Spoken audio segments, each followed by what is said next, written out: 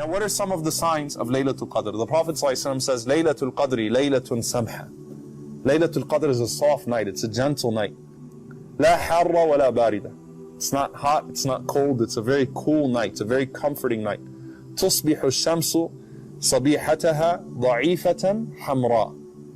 The sun rises that day, da'ifa hamra. It's weak, meaning it doesn't have rays, and it's a reddish complexion. It's a reddish color.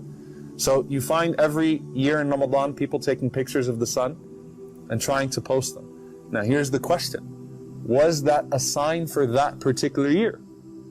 Like the year where the Prophet ﷺ had mud on his face. It rained a lot that night, or is that a general sign? Al-Qadi Iyad, he says there's two possibilities. One of them is that that's a distinctive sign that Allah Azza wa Jal has given for Laylatul Qadr. Alright, so, and every year you kind of look through those pictures and some of them seem a little bit more clear and you don't see the rays on them. And the second one, which he said is very beautiful, he says that the amount of angels that come down on Laylatul Qadr take away the rays of the sun.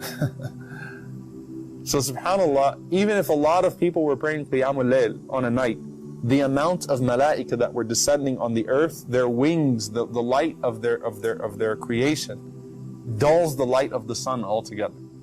So Allahu Alam, this seems to be a sign of Laylatul Qadr every year.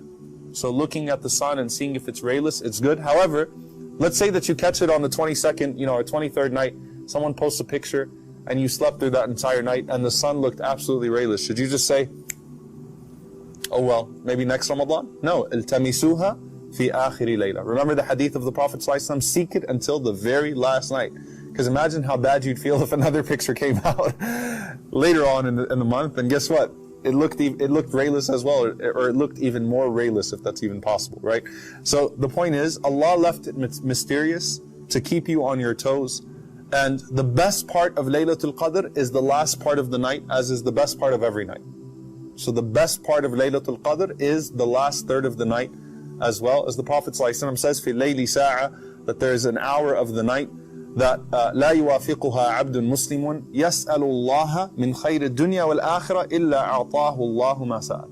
That there is an hour of the night that Allah subhanahu wa ta'ala, if He gives you the tawfiq, if He gives you the success to be able to ask Allah subhanahu wa ta'ala in that part of the night, that He would certainly give you whatever you asked Him of this dunya and the akhirah. There's nothing you could ask Allah at that point of the night from this world or the hereafter, except that Allah subhanahu wa ta'ala would give it to you.